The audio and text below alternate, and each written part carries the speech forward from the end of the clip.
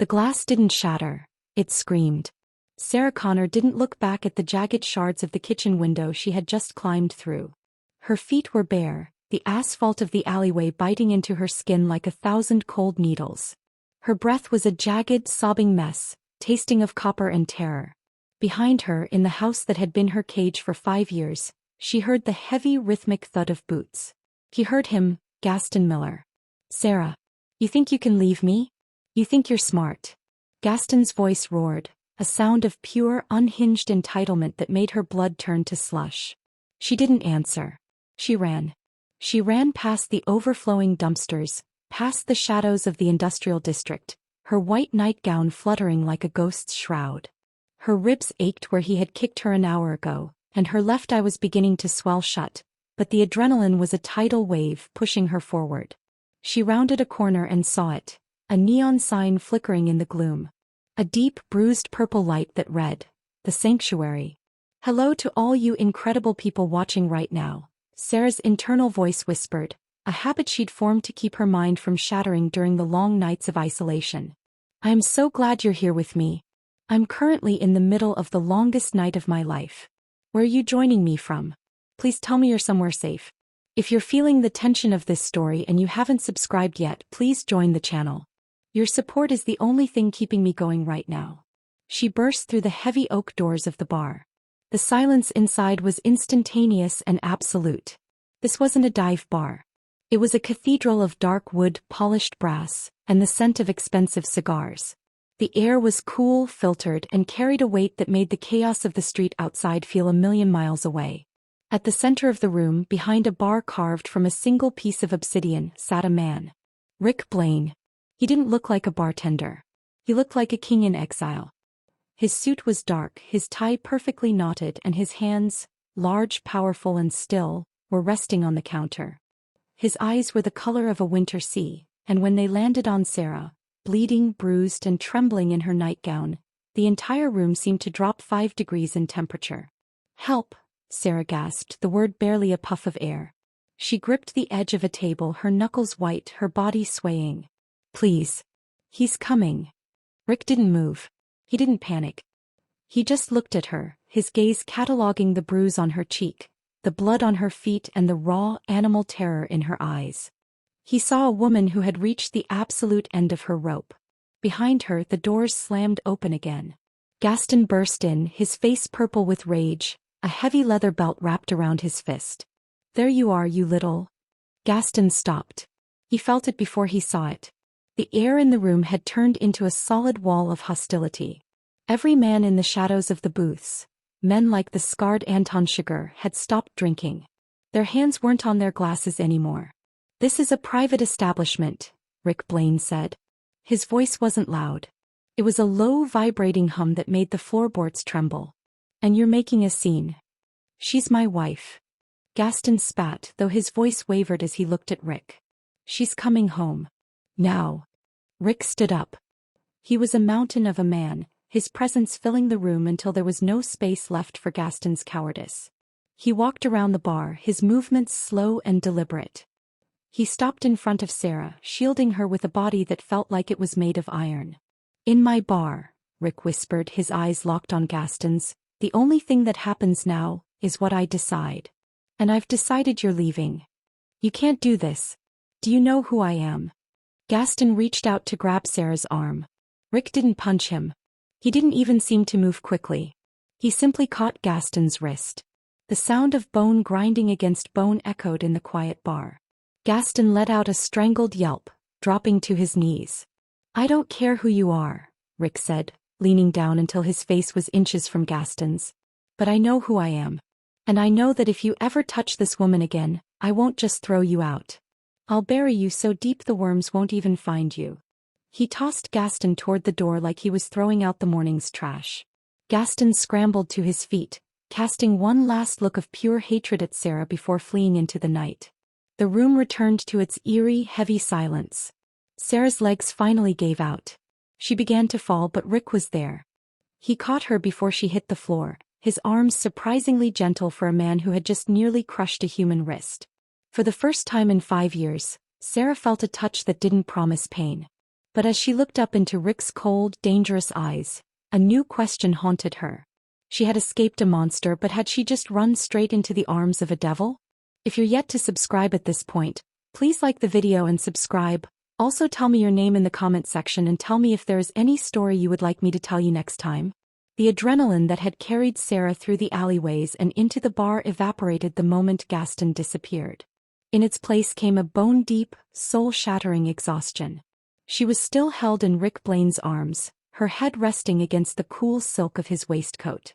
For a second she allowed herself to inhale. He smelled of expensive cedar, aged cognac, and the faint metallic tang of something cold. Rick didn't pass her off to a waiter or call for an ambulance. He lifted her as if she were made of spun glass and carried her toward a door hidden behind a heavy velvet curtain at the back of the room. To understand Sarah Connor was to understand a woman who had been systematically dismantled. She hadn't always been a ghost.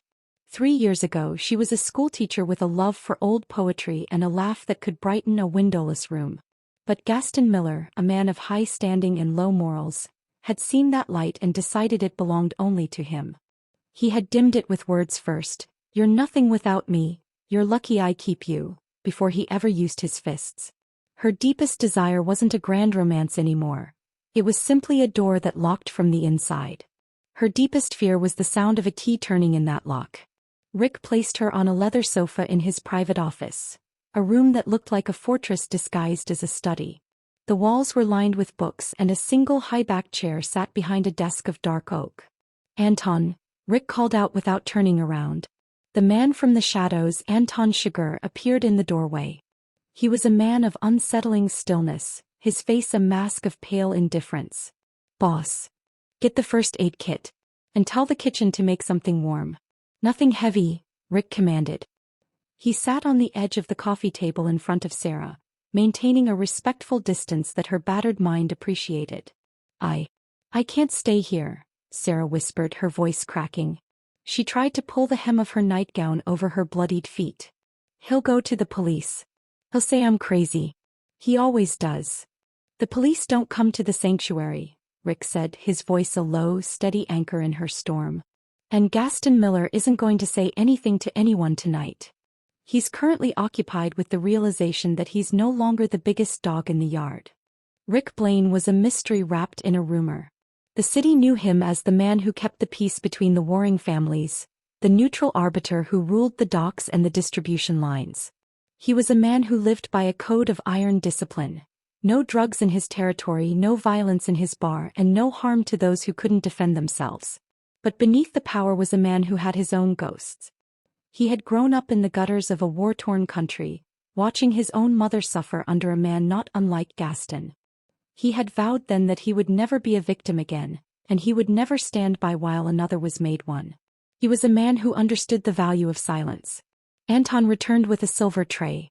He set it down and vanished back into the shadows. Rick didn't call a maid or a nurse. He opened the kit himself. "I'm going to clean your feet," he said, his eyes meeting hers. He waited. He waited for her to nod, to give her consent, a concept Sarah had almost forgotten existed. When she finally gave a small, jerky nod, he began. His movements were clinical yet incredibly tender. He wiped away the grime and blood from the asphalt, his large hands moving with a grace that defied his size. Sarah watched him, her heart doing a strange, fluttering dance in her chest. She had spent years being touched with aggression with the intent to leave a mark. Rick touched her as if she were a piece of art that he was trying to restore. "Why are you helping me?" she asked, her voice stronger now. "You don't even know me." Rick paused, a damp cloth in his hand. He looked at the bruise on her cheek, the one that was turning a dark, angry purple. "I know enough. I know the look of a person who has been fighting a war alone.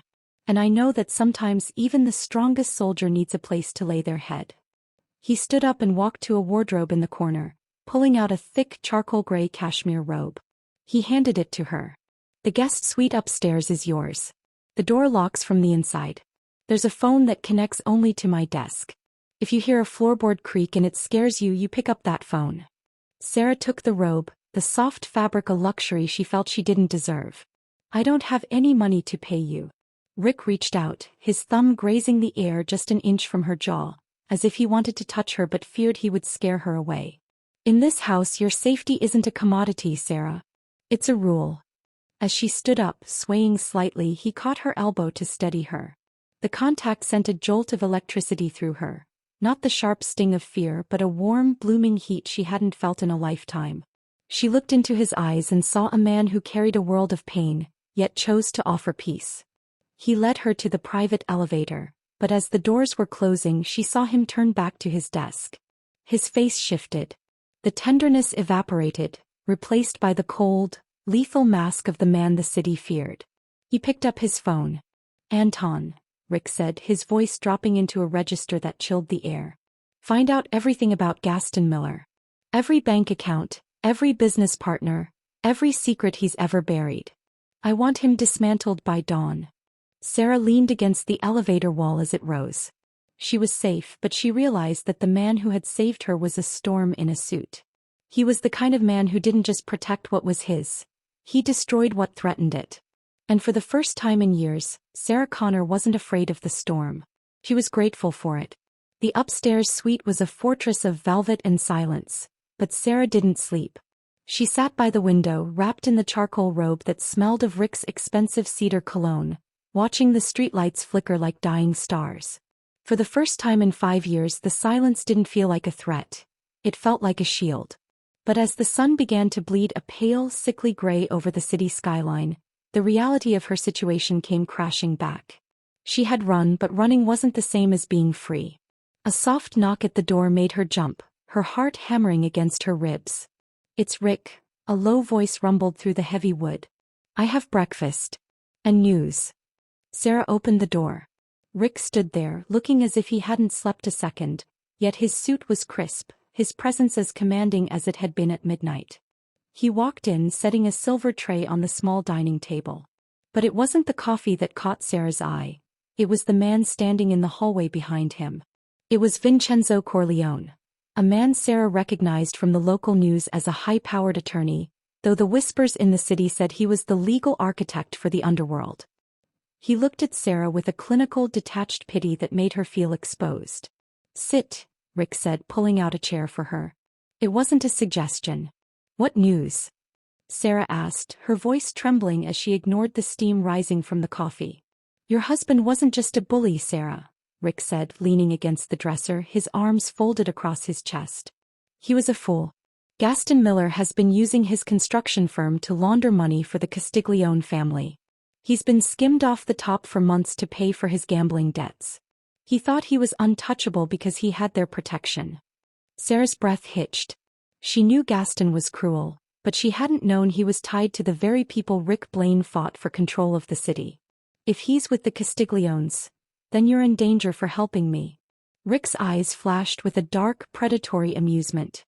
"The Castigliones have been looking for an excuse to move on my territory for a year. They chose a very poor catalyst." The inciting incident arrived not with a roar, but with the vibration of Rick's phone on the mahogany table. He answered it, his face turning into a mask of cold granite.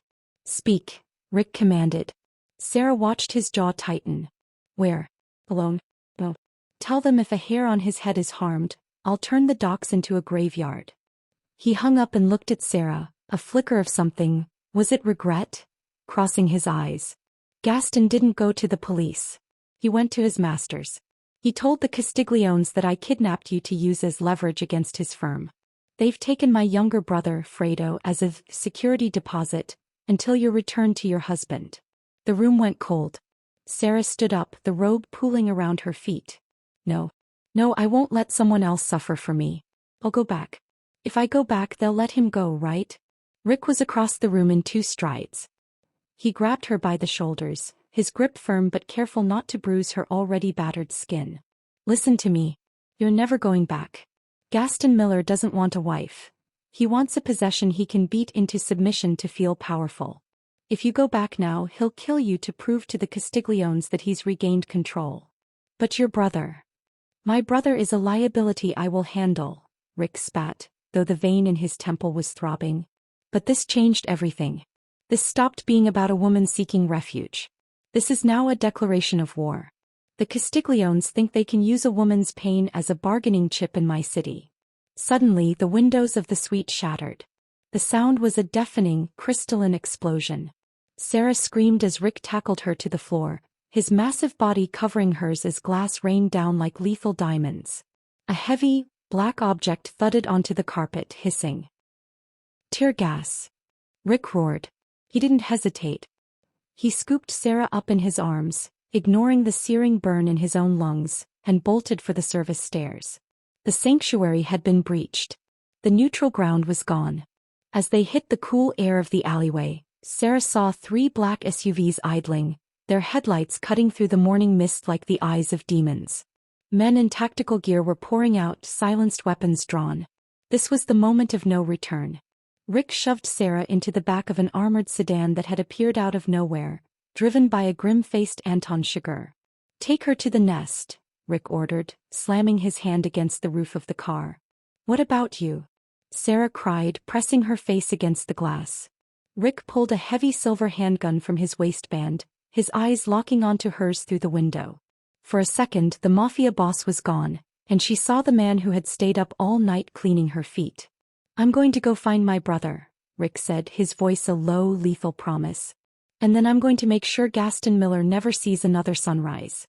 You stay with Anton. He's my shadow. If anyone gets past him, the world is already over." The car screeched away, leaving Rick standing alone in the middle of the street, a titan preparing to face a storm of his own making. Sarah watched him fade into the distance, realizing that her flight from an abusive husband had just ignited a fire that threatened to consume the entire city. She wasn't just a victim anymore. She was the prize in a war between gods and monsters. The nest was not a home. It was a fortress carved into the side of a cliff overlooking the churning gray waters of the Atlantic. It was a brutalist masterpiece of concrete and reinforced steel, hidden miles away from the city's prying eyes. Inside, the air was climate-controlled and sterile, but for Sarah, it felt like another cage, albeit a golden one. Anton Chigurh moved through the halls like a reaper, silent and unrelenting. He didn't speak to her. He simply pointed to a room, left a tray of food, and stood guard at the end of the corridor, his shadow stretching long and jagged across the floorboards. 2 days passed in a fever dream of isolation. Sarah spent her hours pacing the floor, her mind a battlefield of guilt and growing, terrifying attraction. She was safe, yet she felt the weight of every life currently on the line because she had dared to run. She thought of Fredo, Rick's brother, and the torture he was likely enduring. She thought of Rick standing in the middle of that street, a man who had taken on a war for a stranger. On the 3rd night, the heavy steel door of the nest groaned open. Rick Blaine walked in, but he wasn't the polished king she had met in the bar. His suit was gone, replaced by a dark tactical turtleneck and cargo pants. He was covered in the dust of a construction site, and a jagged cut ran across his cheekbone, weeping fresh blood. He looked exhausted, his shoulders slumped with a weight that would have crushed a lesser man. "Rick." Sarah ran to him, her hands reaching out instinctively before she pulled them back, remembering her place. He didn't pull back. He caught her wrists, his grip tight and grounding. "Fredo is alive," he rasped, his voice sounding like it had been dragged over gravel. "We pulled him out of a Castiglione warehouse an hour ago. He's with the medics." "Thank God," Sarah breathed, her knees going weak. "I was so afraid. I thought it was my fault." Rick pulled her closer, his chest heaving. "It was never your fault, Sarah. Gaston was a cancer. You were just the one brave enough to try and cut him out." He reached up, his thumb finally tracing the edge of the bruise on her cheek, which had faded to a sickly yellow. "The man who did this to you, he's still out there. The Castigliones are protecting him because he's the only one who knows where the offshore accounts are hidden." The tension shifted then, moving from the external war to the internal heat between them. In the dim light of the fortress, the danger of the city felt distant, replaced by the dangerous proximity of their bodies. "Why are you doing all of this?" she whispered, her heart hammering against her ribs. "You could have just handed me over. You could have saved your brother days ago." Rick leaned in, his forehead resting against hers. The scent of him, smoke and cold rain, filled her senses. "Because when you walked into my bar, I didn't see a victim. I saw a mirror. I saw someone who had lived in the dark for so long they'd forgotten what the sun felt like. I've spent my life building walls, Sarah. I thought power was about being untouchable. But seeing you stand up to that coward, It made me realize that power is nothing if you don't use it to protect something beautiful. He kissed her then. It wasn't the gentle touch of a savior. It was the desperate, hungry claim of a man who had been starving for something real. It was a kiss that tasted of salt and survival. Sarah clung to him, her fingers digging into the fabric of his shirt, giving herself over to the first choice she had made for herself in years. But the moment was shattered by the shrill ring of a secure satellite phone. Rick pulled away, his eyes dark with a mix of passion and fury. He answered it. "Speak." It was Vincenzo. His voice was frantic. "Rick, we have a problem. The Castigliones didn't just want the girl. They used Gaston as a decoy. While we were focused on Fredo, they moved on your distribution hubs. They've burned 3 warehouses. But that's not the worst part." "What's the worst part?" Rick hissed. "They found the nest's location. Gaston. He had a tracker on Sarah's nightgown. He's been following the signal since she left the bar. They're 10 minutes out, Rick. And they aren't coming to talk. They've hired the jackal. He's coming to finish it." Rick looked at Sarah, his face pale. The red herring had worked. The Castigliones had let him rescue his brother just to lure him into a secluded location where they could wipe him out once and for all. "Anton!" Rick roared, grabbing a rifle from the wall rack. "Code Black. Get her to the panic room." "No!" Sarah cried, grabbing his arm. "I'm not hiding in the dark while you fight for me again. I know Gaston. I know how he thinks. He won't just rush in, he'll wait for the jackal to pick us off one by one." The rising tension had reached its boiling point. The fortress was no longer a sanctuary, it was a bullseye. And as the distant hum of rotors began to vibrate through the concrete walls, Sarah realized that the man she loved was about to walk into a trap she had inadvertently brought to his door. The vibration of the helicopter rotors grew from a low hum to a bone-shaking roar that rattled the high-tensile windows of the nest. Rick was a blur of motion, throwing open hidden compartments in the walls that revealed a small army's worth of hardware. He wasn't just a bar owner or a negotiator anymore. He was a warlord preparing for a siege. "Anton, take the north perimeter. If anything moves on the cliffs, drop it," Rick commanded, his voice as cold and sharp as a scalpel. He turned to Sarah, his eyes searching hers with a desperate intensity. "Sarah, listen to me. The panic room is reinforced with 3 feet of lead-lined concrete. Even if they bring this whole place down, you'll be safe inside. You have to go. Now." Sarah stood her ground, her hands clenched at her sides. "You're not listening, Rick. You think this is just about territory. You think Gaston is just a pawn for the Castigliones. But I lived with that man for 5 years. I know his secrets. I know the things he said when he thought I wasn't listening." Rick paused, a tactical vest halfway over his shoulders. "What are you talking about?" "The money laundering. The offshore accounts. Gaston didn't just know where they were. He built the system," Sarah said, her voice rising over the sound of the approaching storm. "But he didn't build it for the Castigliones. He told me once, when he was drunk and bragging about how much smarter he was than everyone else, that he was building a backdoor. A way to drain the Castiglione accounts and disappear if they ever turned on him." The revelation hit the room like a physical blow. Rick froze. "A backdoor? If he has that, then the Castigliones aren't protecting him. They're hunting him just as much as we are." "That's what I thought," Sarah whispered, her eyes wide with a sudden, terrifying realization. "But I just remembered something else. He said the key to the back door wasn't a code or a drive. He said it was etched in the soul of the house." Rick's brow furrowed. "The soul of the house. We've searched your old home, Sarah. There was nothing." "Not that house," Sarah gasped, her breath coming in short, panicked bursts. "He meant me. 2 years ago he forced me to get a tattoo on the small of my back. He told me it was a symbol of his ownership, a mark of his love. It's a series of intricate geometric lines inside a lotus flower. I thought it was just another way to humiliate me, but it's a cipher, Rick. The geometric points are the coordinates for the server nodes. I'm not just the prize in this war. I'm the ledger." Rick stepped toward her, his face a mask of shock. The game had completely shifted. This wasn't a romantic rescue mission or a territorial dispute. Sarah was the key to the entire Castiglione fortune. Billions of dollars in blood money. And Gaston didn't want her back because he loved her. He wanted her back because without the map on her skin he was a dead man walking. He lied to them, Rick realized the pieces of the puzzle clicking into place with a terrifying finality. He told the Castigliones you had a drive or a document. He didn't tell them the code was on your body because then they wouldn't need him anymore. They'd just kill him and take you. Suddenly the first breach occurred. Not a gunshot, but a high-frequency pulse that knocked out the nest's internal lights. The red emergency glow kicked in, casting long demonic shadows. "They're here," Rick hissed. But before they could move, a voice crackled over the emergency intercom. It wasn't Anton. It was Gaston. "Rick, I know you're listening." Gaston's voice was distorted, dripping with a manic, desperate edge. "You think you're the hero? You think you're saving a damsel? Ask her, Rick. Ask her about the night she escaped.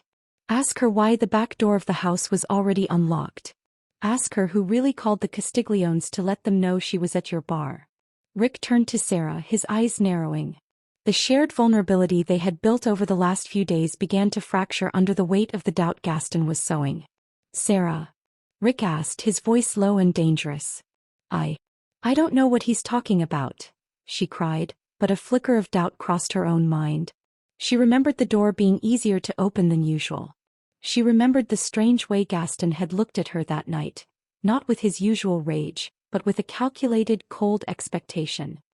"He set you up," Rick whispered, the revelation sinking in. "He didn't just follow you. He pushed you to me. He knew I'd protect you. He knew I'd go to war with the Castigliones to keep you safe. He used you as a Trojan horse to start a war that would distract the families while he made his move to drain the accounts. Everything they believed about the last few days was a lie. The romance, the rescue, the protection. It was all a script written by a man who treated people like chess pieces. The stakes hadn't just been raised. They had been redefined. Rick wasn't just fighting for Sarah's life. He was fighting a war that had been engineered to destroy him. "I didn't know, Rick. I swear." Sarah sobbed, grabbing his tactical vest. "I just wanted to be free." Rick looked at her, and for a moment she saw the cold, ruthless Mafia boss regain control. He looked at her not as a woman he loved, but as the source of his impending ruin. "The jackal is on the roof," Rick said, his voice devoid of emotion. "And the man you married just used my heart to burn my world down. We have 10 minutes before this place becomes a tomb." The midpoint revelation had delivered a game-changing twist. The woman he had fallen for was the unintended architect of his destruction, and the love they had shared was now tainted by the suspicion of a master manipulator. The red emergency lights pulsed like the dying heartbeat of the fortress. The air was thick with the scent of ozone and the metallic tang of fear. Rick stood motionless, his shadow looming over Sarah as the weight of Gaston's words settled between them. The intimacy they had shared, the whispered promises and the desperate heat, now felt like a fever dream that had broken, leaving only the cold reality of betrayal. "Is it true?" Rick's voice was a low, terrifying vibration. "Did you know you were the bait?" "No." Sarah's voice cracked, her hands trembling as she reached for him, but he stepped back, avoiding her touch as if it were poison. "Rick, look at me. You know me. I was terrified. I was bleeding. Why would I help the man who spent years breaking me?" The separation was more than physical. It was a chasm of lost trust. Rick turned his back on her, focusing on his weapon as if it were the only thing in the world that couldn't lie to him. The woman he had begun to love was now a liability, a walking cipher that had brought the jackal to his doorstep. Suddenly, the roof of the nest buckled with a thunderous crack. The jackal had arrived. A series of high-intensity flashbangs detonated through the ventilation shafts, filling the room with a blinding white light and a high-pitched scream of frequency. Sarah fell to her knees, her hands over her ears, her vision swimming. Through the haze, she saw dark shapes descending from the ceiling on tactical ropes. "Rick," she shrieked, but her voice was swallowed by the first exchange of gunfire.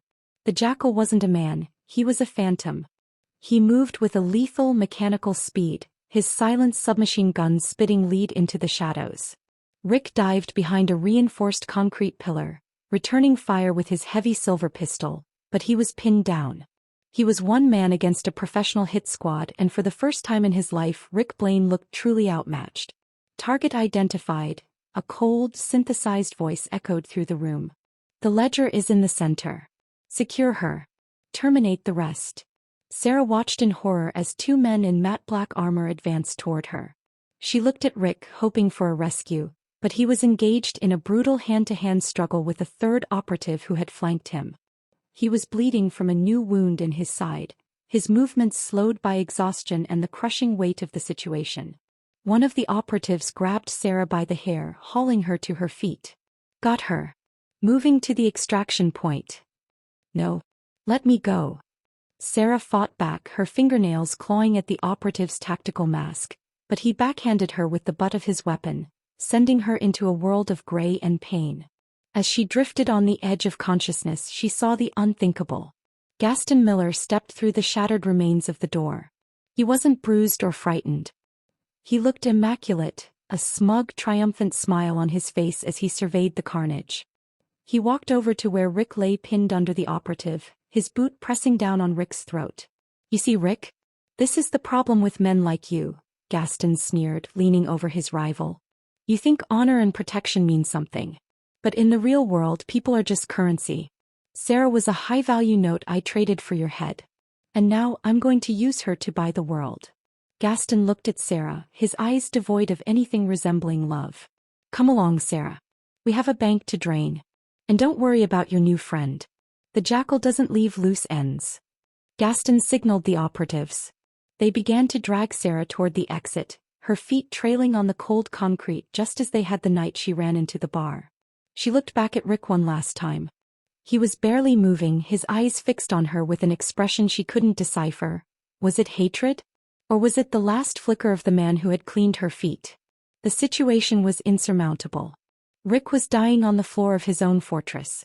The Jackal's team was setting explosive charges to bury the nest and everyone in it. And Sarah was being taken back into the hands of the man who had spent years destroying her, this time with no hope of escape. The darkness was absolute.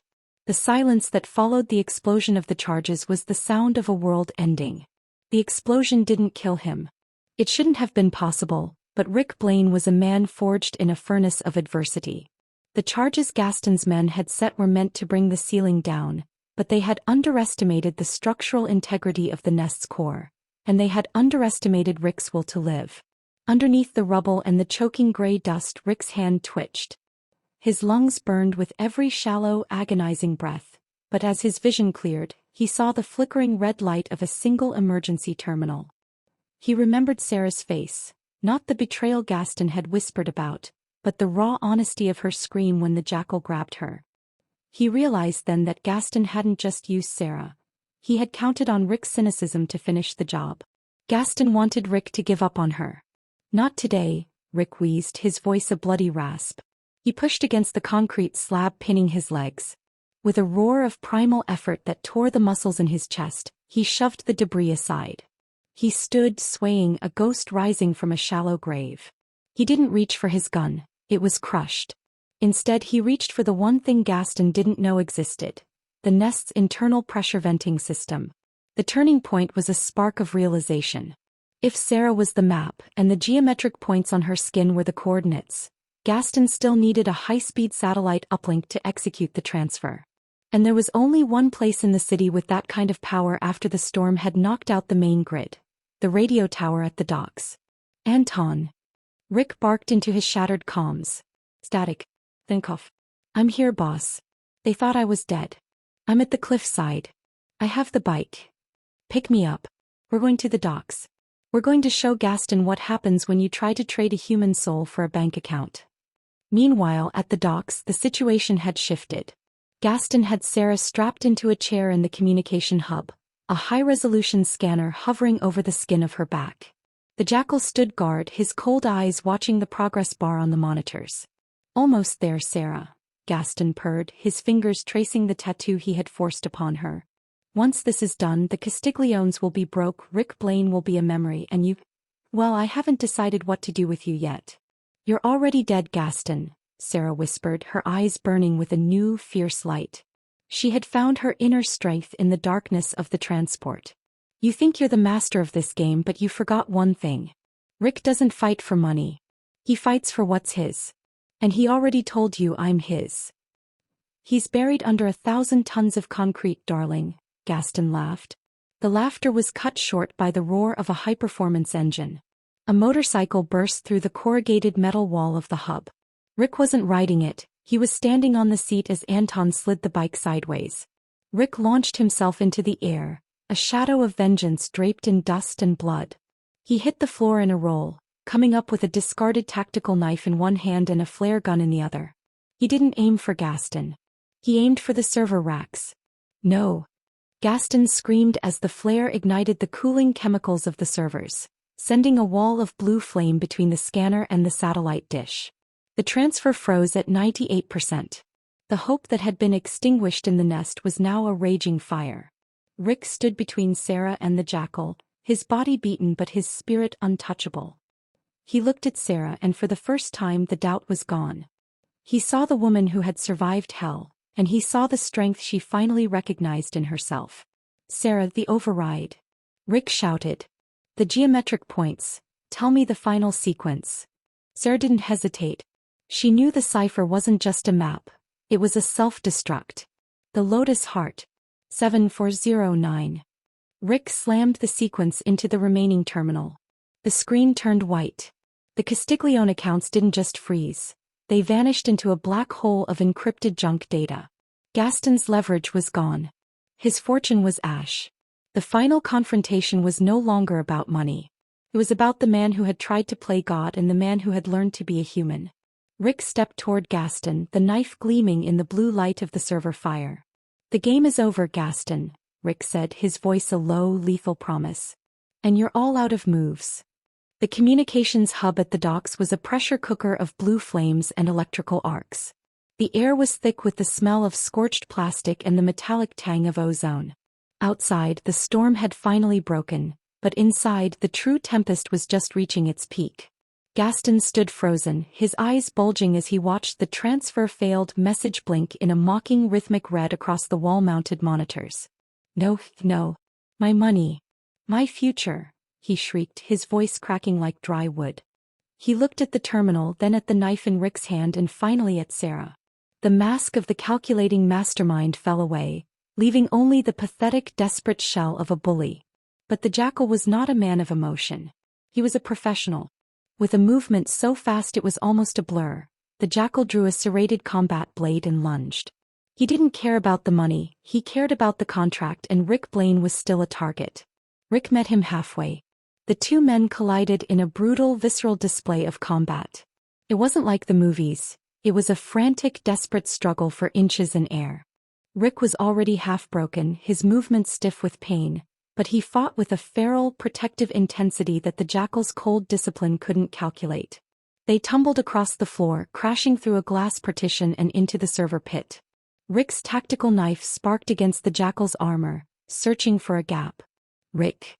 Sarah screamed, her hands working frantically at the zip ties Gaston had used to bind her to the chair. She wasn't watching the fight like a victim. She was looking for a weapon. Gaston, seeing his world crumble, snapped. He drew a small, gold-plated derringer from his vest, a coward's gun. He didn't aim it at Rick. He aimed it at Sarah. If I can't have the ledger, nobody can, he roared, his finger tightening on the trigger. In that split second, Sarah used the very pain Gaston had taught her. She threw her weight backward, toppling the heavy industrial chair just as the gun discharged. The bullet whizzed through the air where her head had been, shattering a coolant tank. A cloud of freezing nitrogen hissed into the room, blinding Gaston. Sarah scrambled on the floor, the zip ties snapping as she used the jagged edge of a broken server rack to saw through the plastic. She rose, not as the terrified girl who had run into the bar, but as a woman who was done being afraid. She saw the jackal pinning Rick to the floor, his blade hovering inches from Rick's throat. Rick was holding the jackal's wrist back with everything he had left, his muscles screaming, his eyes locked on the blade. Sarah didn't hesitate. She grabbed a heavy metal fire extinguisher from the wall and swung it with every ounce of her survivor's strength. It connected with the side of the jackal's helmet with a sickening clang. The professional hitman stumbled, his equilibrium shattered. Rick seized the opening. He drove his shoulder into the jackal's midsection, throwing him back toward the open loading bay door. The jackal flailed, trying to find purchase, but he slipped on the spilled coolant and vanished into the dark, churning waters of the Atlantic below. The silence that followed was broken only by the hiss of the fire and Gaston's panicked whimpering.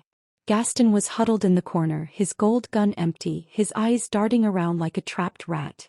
Rick stood up, blood dripping from his brow, his chest heaving. He walked toward Gaston, his footsteps heavy and final. "Please, Rick. I can give you other codes. I have more." Gaston blubbered, crawling backward. "I'll leave her alone. I'll disappear. Just let me go." Rick stopped 3 feet away. He looked at Sarah. He didn't see a ledger. He didn't see a liability. He saw the woman who had just saved his life. He saw the strength that had been hidden under those bruises for 5 long years. "It's not my choice anymore, Gaston," Rick said, his voice a low, gravelly rasp. He stepped aside, revealing Sarah. Sarah walked forward.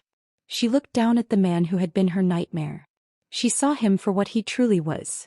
A small, hollow man who could only feel big by making others small. She held the gold-plated derringer she had snatched from the floor. "You told me I was nothing without you," Sarah said, her voice steady and clear. "You told me the world would eat me alive." Gaston reached out, a fake, charming smile trying to form on his lips. "Sarah, baby, you know I didn't mean it. We can start over. Just you and me." "The world didn't eat me, Gaston," she interrupted, her eyes hard as diamonds. "It saved me. And it gave me a man who knows the difference between owning someone and loving them." She didn't pull the trigger. He didn't need to. The sound of sirens, not police but the heavy rhythmic rumble of the Earp family's armored convoy, filled the air. Vincenzo and Anton had arrived with reinforcements. "I'm not going to kill you," Sarah said, dropping the gun. "That would be too easy. I'm going to let the Castigliones find you. I'm going to let them ask you where their billions went." Gaston's face turned the color of ash. He knew what the Mafia did to people who lost their money. It was a fate far worse than a quick bullet. Rick walked to Sarah's side, his arm wrapping around her waist, supporting her as much as she supported him. Together they watched as Anton and his men dragged a screaming, pleading Gaston Miller into the shadows. The climactic resolution was complete. The money was gone, the monster was defeated, and the fortress had fallen. But as Rick looked at Sarah in the fading blue light of the fire, he knew he had won everything. The morning after the storm didn't bring the usual city haze. It brought a sky so clear it felt like the world had been scrubbed clean. The docks were a graveyard of twisted metal and cooling embers, but as the sun crested the horizon, it cast long golden paths across the water. 6 months later, the sanctuary had been rebuilt. It wasn't just a bar anymore. It was a symbol. The dark obsidian counter remained, but the heavy velvet curtains had been replaced by open spaces and warm, inviting light. The air no longer smelled of secrets and tobacco. It smelled of fresh jasmine and the salt of the nearby sea. Sarah Connor stood at the end of the bar, finishing a glass of sparkling water. She wore a simple, elegant dress of deep emerald, and for the first time in years she didn't wear concealer. There was a faint, silvery line on her cheekbone, a scar from the night the nest fell, but she carried it like a medal of honor. The tattoo on her back had been covered by a new piece of art, a phoenix rising from the lotus, a transformation she had chosen for herself. She was no longer a ghost. She was the manager of the establishment, a woman whose voice carried weight and whose laugh was finally heard again. She had used the remnants of the legal chaos to establish a foundation for women fleeing domestic violence, funded by the very neutral ground Rick had built. The heavy oak doors swung open and the room seemed to brighten. Rick Blaine walked in, no longer the weary warlord in tactical gear. He wore a perfectly tailored charcoal suit, his presence still commanding, but the coldness in his eyes had been replaced by a quiet, steady warmth. He didn't head for the back office. He headed straight for her. "The docks are quiet today," Rick said, leaning against the obsidian counter.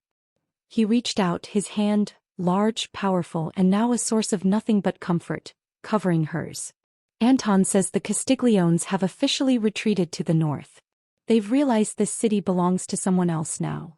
"It doesn't belong to a boss, Rick," Sarah said, a playful smile touching her lips as she interlaced her fingers with his. "It belongs to the people who are brave enough to live in it." Rick pulled her closer, his forehead resting against hers. The scent of him, the familiar cedar and a hint of the ocean, was her home. "You changed everything, Sarah. I thought I was building a kingdom to keep the world out. You showed me that a kingdom is worthless if you're the only one in it. He reached into his pocket and pulled out a small, simple gold key. It wasn't for a panic room or a safe. It was for a small cottage they had bought on the cliffs, far away from the noise of the underworld. The locks are all installed, Rick whispered. And this time the only person with the other key is me. But the door stays unlocked whenever you want it to be. Sarah took the key, her heart full. She thought back to the night she had run barefoot through the alleyways, certain that her life was over. She had run into a bar owned by a dangerous man, expecting another cage, but instead she had found a mirror. She had found a man who was willing to burn his own world down just to make sure she could stand in the light. Gaston Miller was a name that no longer held power. He was gone, a footnote in a history of violence. But Sarah and Rick were a new story. A story of a woman who survived hell and a man who learned that the ultimate power isn't the ability to destroy, but the courage to love. As the sun began to set, casting a warm glow over the polished brass of the bar, Sarah looked at Rick and saw her future. It wasn't a life without shadows, but it was a life where they would never have to face the dark alone. The girl who tried not to be seen was now the brightest light in the room. And the man who silences rooms with a look had finally found the one person who made him want to speak. The sanctuary was finally true to its name. Thank you so much for following this journey with me. If you're yet to subscribe at this point, please like the video and subscribe. It helps more than you know. Also, please tell me your name in the comment section and tell me if there is any story you would like me to tell you next time. I read every single one of your suggestions.